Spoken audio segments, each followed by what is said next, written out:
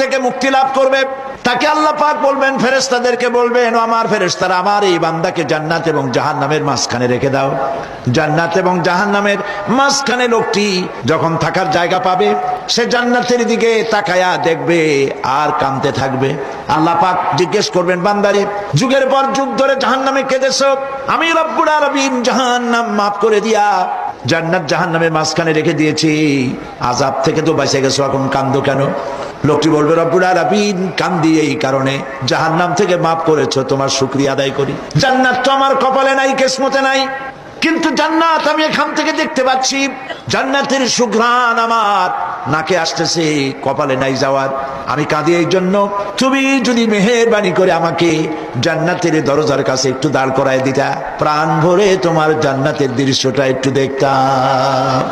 আল্লাহ পাক তার আরজি পূরণ করবেন, বলবেন যাও, ফেরেশতাদের বলবেন এর জান্নাতের দরজার কাছে দাঁড় করায় দাও। জান্নাতের দরজার কাছে দাঁড়িয়ে লোকটি আবার কান্না শুরু করবে। আল্লাহ পাক প্রশ্ন করবেন, এবার কান্দো কেন?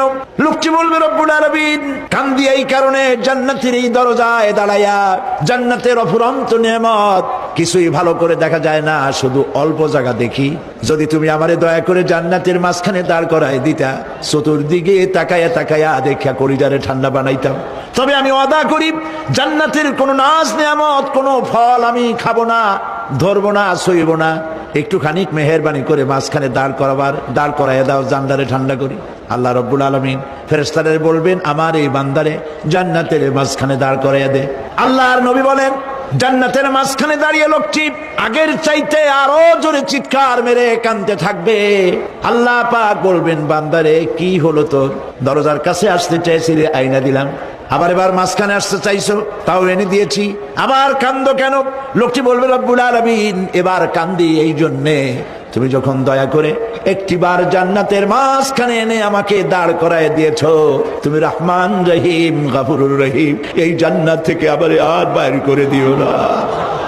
আল্লাহ রাব্বুল আলামিন বলবেন, ও আমার বান্দারে, আমার এই জান্নাত তোর খুব পছন্দ হয়েছে নাকি? লোকটি বলবে, রব্বুল আলামিন কলিজা ঠান্ডা হয়ে গেছে, ভাবতেও পারি নাই জান্নাত এত সুন্দর। আল্লাহ পাক বলবেন, বান্দারে, এরকম একটি নয়, দুইটা নয়, তোর জন্য আমি 10টা জান্নাত এইরকম রিজার্ভ করে রাখছি। জান্নাতীদেরকে রিসিপশন দেওয়া হবে।